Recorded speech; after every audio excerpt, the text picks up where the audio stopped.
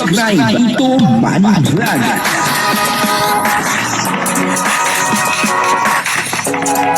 Payagan po si Tito Manny Vlog na mag-reactor para pambiling gamot sa kanya pong karamdaman.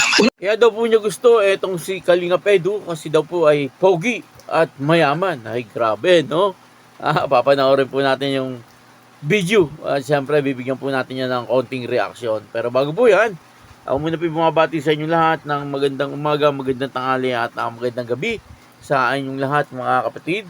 Saan man kayo ng panig ng mundo naroon ngayon ay mag-iingat kayo palagi at pagpalaan kayo ng ating Panginoon. Maraming salamat din po sa patuloy na tumatangkilik sa aking YouTube channel at nanonood sa aking video reaction. Patuloy lang po natin suportahan sila Kuya Bal Santos Matubang, Kalinga Prab, at Edna Vlog, Jack Tapia, at siyempre mga kasamahan ko pong reactor sa Kalingap. Ganun din po yung mga charity vlogger na Kalingap partner. Ito po yung video, no, na kung saan ang sabi niya ay pogi daw po etong si Kalinga Edu. Totoo naman po yun, ano, at mayaman daw. Totoo din po yun, ano. Kaya daw po niya ito gusto. Ay grabe, no. Kaya naman pala po gusto kasi pogi at mayaman etong si Kalinga Edu. Sino kaya ito? Alamin po natin kung sino po itong nagsabi na pogi at mayaman daw etong si Kalinga Edu. Ang kabuuan po na video ito ay mapapanood po natin sa YouTube channel ni Olives TV. Yun, no? Supportahan po natin Olives TV. Ito po yung video. Panoorin po natin. Kaya gusto ko naman si Sir Edu kasi vlogger, tas gwapo, tapos mapera, yung ganun. Pero hindi ko naman hinihingian si Sir, ganon. Hindi naman, friend kami niyan, magkaibigan kami, tapos mayaman, tapos may mga sasakyan, o ayaw mo pa sa kanila, gwapo, o di ba? Huwag sa'yo matakot sa vlogger, pag minablog kayo, edi smile kayo, ngiti kayo, o... Interview mo na ako at ang tagal mo. Kung ano-ano tinatanong mo eh. Si Edu, kumusta kayo yung love life mo? Musta love life? Oo. Ay, wala muna. Wala muna daw po, ayun. LDR muna. LDR daw po siya ngayon sa puso niya. Wala na guys. Pahinga muna ba? Pahinga na muna po siya. Pagod buhay, napagod. Pagod daw po kasi siya. Napagod. Pagod. Kaya ganun. Oh, don't be creepy, no. Yung I dance with her. I'm putting my hands and I got this. Yes. Save it for later. Yes. Kaya sabi mo kanina. Ano nga sabi mo kanina? Natawa ko dun eh. Saan? Yung sa... Yung moto mo. Moto. Kaya sinabi mo, natawa ko dun Ano eh. ba moto ko? Di yung let it go. Try and parang try ganun. until you Hindi yung parang... success. Yung move forward ba kayo? Forward is... Ano bang forward? Pero, syempre, tinanong mo ako sa love life na gano'n, kung kumusta. Oo, love Pero life. syempre, yung... Marami po siyang love life. Para po kaming nasa hotel dito. Para kaming wala nasa... ka na ngayon. Ito sa sasabihin niya sa love life. Huwag mo na magsalita. Hindi pa ako magsasalita sa Sa love moment, life. Oo, love life. pahinga muna syempre. Wala na muna syempre sa lahat ng mga ay masyadong maingay at saka maraming nangyari. Pahinga muna. Stop muna sa lahat ng mga focus muna sa goal, sa mission, muna. At yun, ganun pa man, Sir Olive, saan ka na? hindi tayo magbabago sa pagiging mapagmahal. Kahit pa man tayo ay Magkaibigan kasi sila. dito sa lahat ng mga nangyari. Pero sa lahat naman nangyari bro, Hmm? hanggang ngayon, nasa puso mo pa rin siya.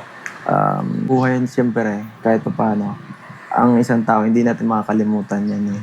Kailangan mo timbangin yung siyempre, kung gaano kagibat yung pinagdaanan ninyo ng mga ng tao, at kung yung mga nangyaring sakit, dapat, yan, Balance. kung anong pinaka mas mahalaga ba, yung yung galit mo, yung at kung naman, medyo nakupas na ang sakit, mas pilit mong makipag-ayos. Yung mga napanood po natin yung video, no? At dito nga po yung maliwanag na sinabi ng kanilang beneficiary na isang gay. Ano po, na kaya daw po niya gusto itong si Kalingap Kedu. Una sa lahat ay vlogger ito. Ano po, at pogi daw po at mayaman. Grabe, no? Nagsasabi naman ng totoo itong gay na ito. Ano po, na kanilang beneficiary. Parang Preda yata ang pangalan po nito. Ano po, at yun na, no? Dito ay tinanong niya si Kalingap Edu tungkol po sa love life. Ano po, at maliwanag naman na sinagot ito ni Kalingap Edu. Sa ngayon na po ay talagang hinto muna. Sabi niya nga po LDR eh. Medyo nag-isip ako nung sinabi niya pong LDR Pero ang sabi niya ay wala muna daw pong love life. Kumbaga ay isang tabi muna 'yon. Ano po, at talagang naka-focus po siya sa kanyang goal ngayon. Yung goal niya ay yung patuloy na pagcha-charity. Po, at kitang-kita naman po natin yung ginagawa ni Kalingap Edu araw-araw. Nag-i-scout po siya at naghahanap ng matutulungan. Minsan mag-isa lang po siya. At wala na po yung kanyang mga kasama. Bihira na po niya makasama yung kanyang mga kasama. At nag-i-enjoy naman po itong si Kalingap Edu sa kanyang ginagawa. Pero sa video pong ito ay may mga sinabi din po siya na talagang nakakabigla din. Na sabi niya ay parang gusto niya rin po makipag-ayos doon po sa kanyang dating kalab team. Kasi medyo hupa na ang lahat. Kumbaga dati medyo talaga medyo mainit. Pero ngayon ay parang malamig na. At parang ang gusto yata ni Kalingap Edu. Hindi lang si Kalingap Edu. Maski si Olives TV, Nathan Cute. Na maging maayos po ang lahat. Sana maging maayos po ang lahat. Kasi siyempre si Kalingap Edu naman po talaga ang masusunod sa kanyang mga gusto. Kung inaakala niya po na doon po magiging maluwag yung kanyang dibdib, yung talagang matanggal na kung ano man na galit or sama ng loob na nararamdaman sa kanyang damdamin, gawin niya po kung ano po yung kanyang gusto. Wala naman pong pipigil sa kanya. At ang importante ay yung maging maayos po siya. Yun naman po ang gusto nating lahat. Kung ano po yung kanyang kaligayahan. Siyempre, kung ano po ang kaligayahan ni Kalingap Edu, ay suportahan po natin. Kaya lang, siyempre, medyo parang alanganin pa po siya, Parang gano'n, medyo nag-aalangan po siya na parang gusto na rin po niya. Para sa akin, siguro, ay okay na yung ginagawa niya ngayon. Na nakapokus po siya sa pagtulong sa ating kapwa na naghihikaw sa buhay. Bagamat may mga base, pero paisa-isa, kayang-kaya naman po yun ni Kalingap Edu. Kasi sanay na si Kalingap Edu sa mga basher. At ang isa pa po yung sinabi niya rito ay nanatili daw po siyang mapagmahal. Kanino po kaya niya inuukol yung kanyang pagmamahal? Baka po doon pa sa dating talagang hindi po maalis siguro sa isip ni Kalingap Edu. Hindi po ang sabi niya, nananatili naman daw po sa kanyang puso na naandun pa rin. At hindi na raw po yun mawawala kasi maraming din naman po silang pinagsamahan na magagandang bagay. Kaya para sa akin, kung ano po ang gusto niya, ito po ay sarili kong opinion. Kung ano po yung gusto niya, siyempre, ay gawin po niya. Kung ano po yung magiging kaligayahan niya, ay gawin po niya. Kasi buhay naman po niya yan Siya rin po ang magdadala niyan. Siguro, depende rin po yan. Kung sakaling puntahan uli ni Kalingap Edu at makipag-ayos siya, depende siguro sa mapag-uusapan kung ano. Kaya yan po ang abangan natin. Baka puntahan nila Kalingap Edu siyempre, abangan po natin, maganda yan.